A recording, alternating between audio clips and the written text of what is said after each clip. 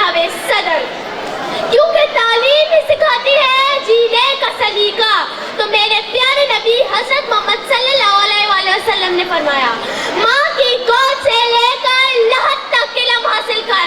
پھر ایک اور جگہ فرمایا، علم حاصل کر خواہ تجھے چین جانا پڑے. جناب صدر، تعلیم نہ صرف کامیابی کا ضامن ہے بلکہ کسی بھی انسان کی شخصیت پر اعتماد دلانے اور نکھارنے میں بھی اہمیت حاصل ہے.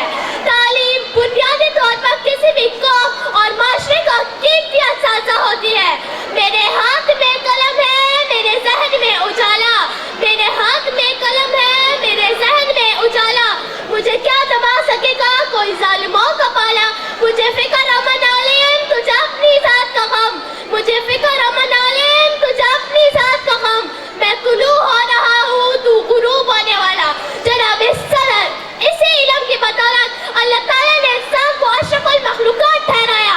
آسمان صحیفوں سے لے کر قرآن پاک تک، خواجہ کی چراغ سے لے کر کوہ نور کی تجلی تک، پتھروں کی دنیا سے لے کر بلند عمارتوں تک، گھڑی کی سوئیوں سے لے کر ہواؤں کی اڑان تک، اور زمین سے لے کر خلا کے سفر تک، علم دانش کی سطح پکار پکار کر کہہ رہی ہے کہ تعلیم سکھاتی ہے جینے کا سلیقہ.